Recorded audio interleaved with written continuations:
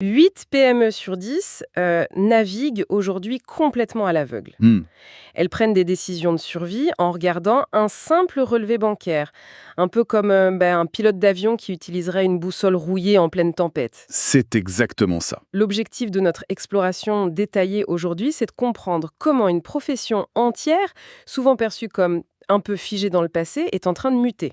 Oui, une vraie mutation. On va voir très exactement comment l'intelligence artificielle transforme les cabinets d'expertise comptable traditionnels en véritables copilotes stratégiques pour ces PME.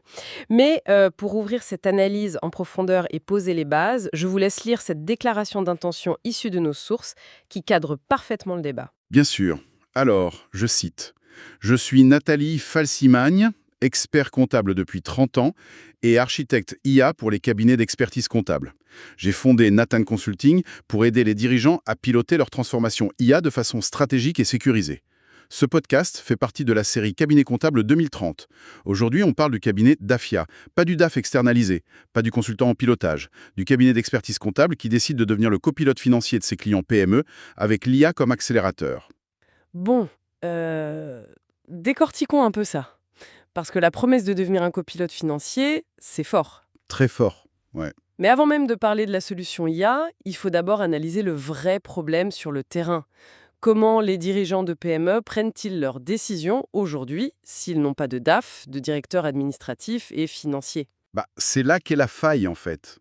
Le chiffre choc de notre documentation, c'est que 80% des PME françaises n'ont pas de DAF interne. 80%, c'est énorme. C'est colossal.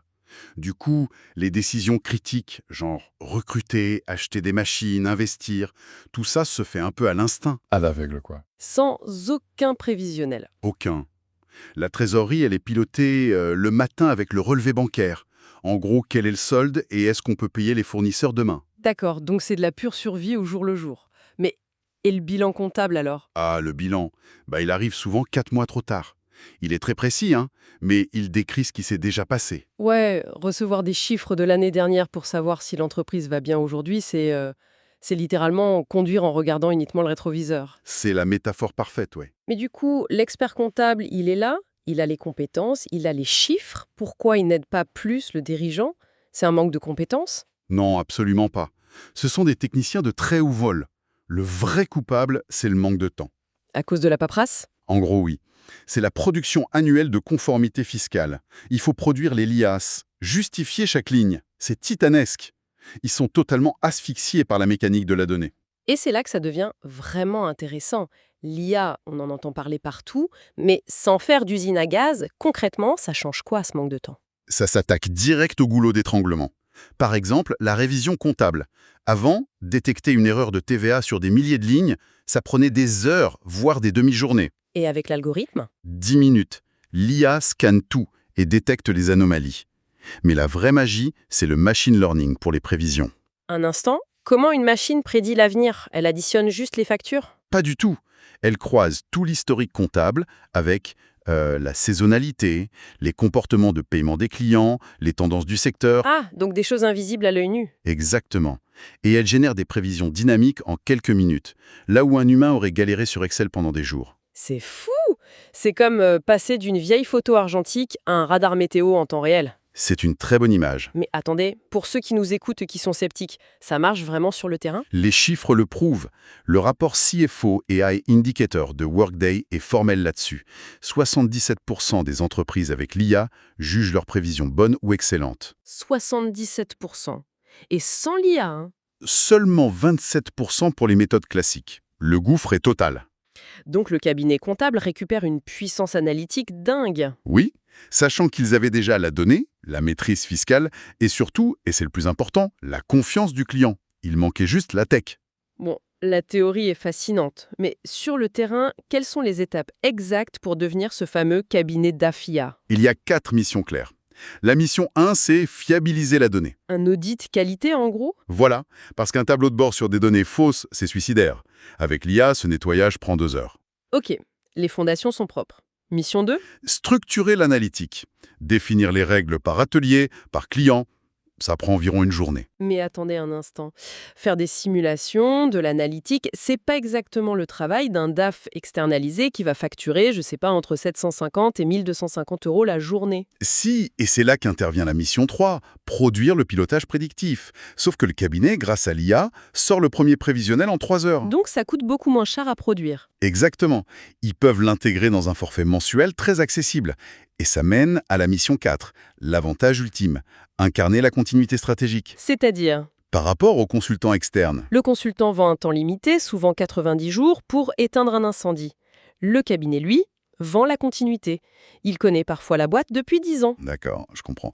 Mais pour rendre ça plus digeste, est-ce qu'on a un cas d'usage réel, une vraie PME? Bien sûr. Prenons l'histoire de Marc, tiré du dossier. 47 ans, dirigeant dans la plasturgie industrielle. Belle taille d'entreprise, hein. Très belle, 200 salariés, 15 millions de chiffre d'affaires, 12% de croissance, Et pas de DAF. aucun DAF interne, tout au fil de l'eau. Ouch! Et il s'est passé quoi? Il a voulu racheter un concurrent. Mais comme il naviguait à vue, les banques ont demandé des modélisations, des tests de résistance. Qui n'avait pas. Non. Et le temps que son équipe et son comptable classique compilent tout ça, à la main, des semaines ont passé. Et il a raté le rachat. Il a raté l'acquisition, oui. Le concurrent était mieux structuré. Le fameux mur pris de plein fouet sur l'autoroute. C'est ça. Du coup, électrochoc. Son cabinet a décidé d'agir. En 90 jours, ils ont restructuré son analytique et mis en place un prévisionnel de trésorerie dynamique. Et un simulateur de scénario, j'imagine. Exactement. Maintenant, Marc a un tableau de bord mensuel avec 3 scénarios possibles mis à jour en temps réel. Et l'équation économique de ce cas, elle est stupéfiante. Marc n'a pas changé de comptable, il a juste changé sa mission. Tout à fait. Ce nouveau forfait, il lui coûte 450 € par mois. 450 euros pour une direction financière externalisée par IA. Mais ça demande combien de temps au cabinet? 4 heures par mois. 4 heures. Ah oui, la rentabilité est folle. Et pour le dirigeant, la valeur perçue est inestimable. C'est le prix de sa sérénité, oui. Devant un tel ratio effort-valeur, naturellement, la question c'est par où commencer? Comment initier ce mouvement dès demain matin? La recette est très pragmatique. D'abord, identifier 3 PME en croissance dans son portefeuille, sans DAF interne. On vise les profils comme Marc. Voilà. Ensuite, proposer un dossier pilote, juste un prévisionnel à 90 jours. On ne fait pas tout le cabinet d'un coup. Et on le vend comment? Via un forfait copilotage, totalement dissocié de la tenue comptable classique. C'est psychologique, ça se facture entre 300 et 600 € par mois. Et on aborde ça quand? Le meilleur moment, c'est le rendez-vous de bilan annuel. D'accord. Mais j'imagine qu'on ne fait pas ça tout seul dans son coin si on est l'associé du cabinet. Surtout pas. Il faut former un collaborateur senior. Le modèle ne doit pas reposer uniquement sur les épaules du patron.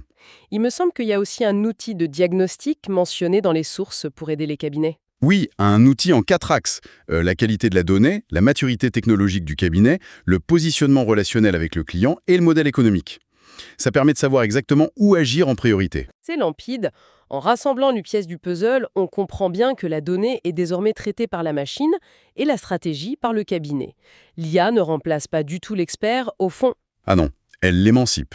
elle lui redonne le temps de faire son vrai métier, qui est le conseil proactif.